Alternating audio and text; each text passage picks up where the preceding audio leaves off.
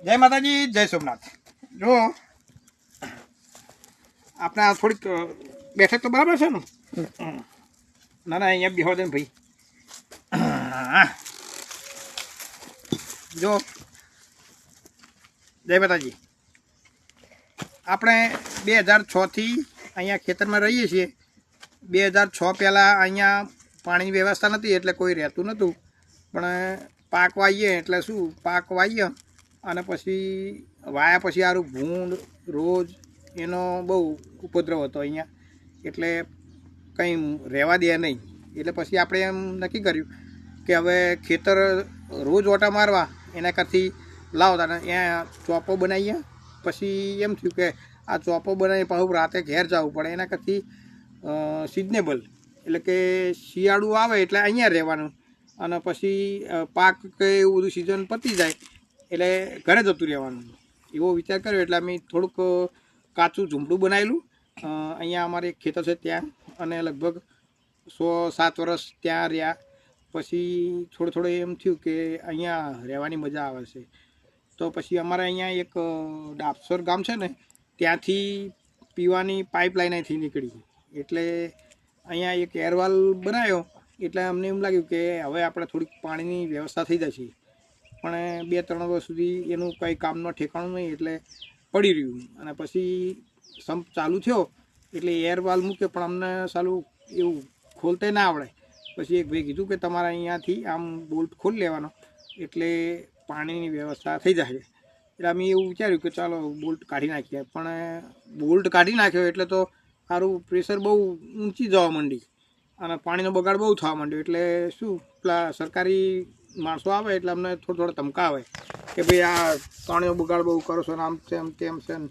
પણ બગાડ તો નહોતો જ થતો, કારણ કે અહીંયા કણ એક તલાવડા જેવું હતું, એમ જ પાણી જતું હતું અને અહીંયા ક્યાંય પાણી હતું નહીં, એટલે ગાયો ભેંસો કે ઘેટા બકરાવાળા ચારવા આવે એમને પીવા જ થતું હતું અને અમારે નાવા ધોવાનું બધું ચાલતું હતું।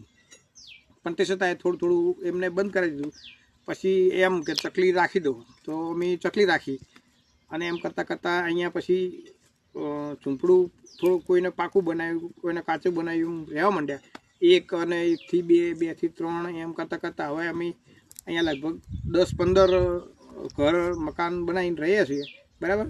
અને પહેલાં તો અહીંયા સોયડાની જ વ્યવસ્થા નથી, ખીજડા હોય પણ ઘેટા બકરાવાળા આવે અને કાપીને ભોય નાખી દે, અને પછી સોયડો તો હોય નહીં। પણ અમે નક્કી કર્યું કે પહેલાં ઝાડ વાવીએ, તો ઝાડ વાવીએ તો તમને બતાવું।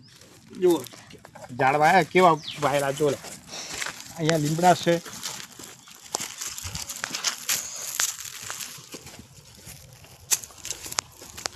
જો 2-3 ત્યાં લીમડા છે, એક આ છે, એક આ, પછી એક આ છે, અને આ બાજુ જુઓ હું તમને જામફળ ને લીંબુડી એવું બતાવું, બરાબર।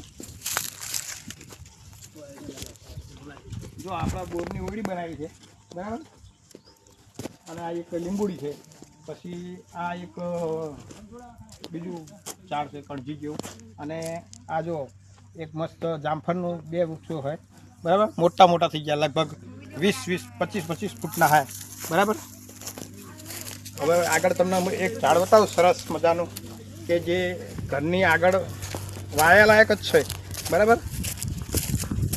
વડ વાવીએ ને તો વડ તો બહુ મોટું ઝાડ કહેવાય, એટલે એને ઘરની મોરે વવાય નહીં, પણ આપણે બદામ નામનું એક વૃક્ષ છે, બતાવું, બરાબર।